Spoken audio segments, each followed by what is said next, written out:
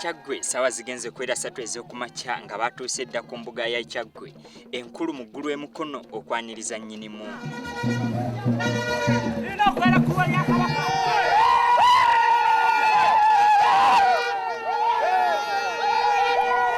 Wayise akaseera katono ddala maaso mogi n'alabikako eri Obuganda wakati mu kusagambiza okuva mu bantu be obwedda abamulindiridde.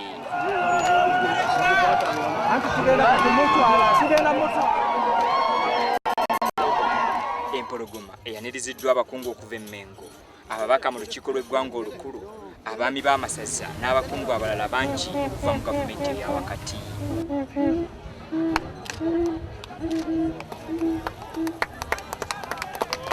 Namunswa asoose kusimba muti ogw'ekijjukizo ku kitebe kino n'oluvannyuma n'ayolekera abadde bategekeddwa emikolo gino.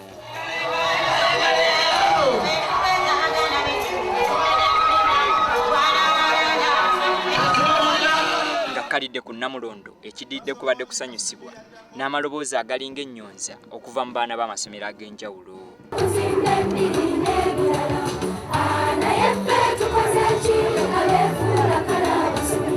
Bw'abadde ayogerako eri abantu be, Nnyinisa ategeezezza abali mu bukulembeze naddala obwa wakati abali mu nteekateeka z'okulonda abakulembeze ku mitendera gyonna okuwuliriza ebirowoozo by'abantu ssaako n'okubiteeka mu nkola olwo lwe wanaasobola okubaawo okulonda okw'amazima n'obwenkanya mu ggwanga.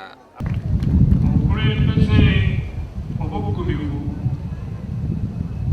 era obusobola okutuusa abantu ku buwanguzi bulina okukkiriza enkyukakyuka.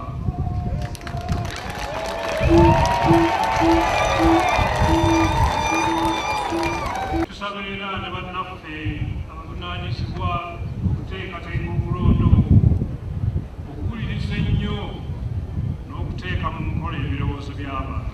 Beene era alambise engeri abakulembeze mu Bwakabaka bwa Buganda okutandikira ddala ku mwami w'omuluka bwe balina okweyisa okusobola okukulembera bulungi abantu be ssaako n'okuleeta enkulaakulana mu ggwanga.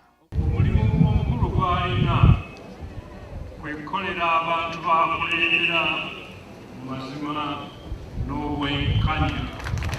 Mu kumaliriza n'atalinya mu kateebe okuyiriza abantu okwettanira kubanga kye kyokka ekisooka Mukama Katonda kye yabawa. Eyokulya eyo okusingira ddala mu biseera bino ebitundu eby'enkuba. Ku mukolo guno maaso mogi atongozza gavumenti z'ebitundu ssaako n'okulambika ensalo z'amasaza ga Buganda gonna. Ye omumyuka wa Katikkiro owookubiri Haji Muhammadu Ssekimpi asabye wagungibwewo ekitabo eky'enjawulo nga kyogera ku masaza gonna era nga kiraga ensalo zaago, ebikolebwa, abantu baayo ssaako n'ebintu ebirala bingi. Beene agaddewo olusiisira lwa bannamateeka olubadde lusomesa abantu ku ddembe lyabwe n'amateeka.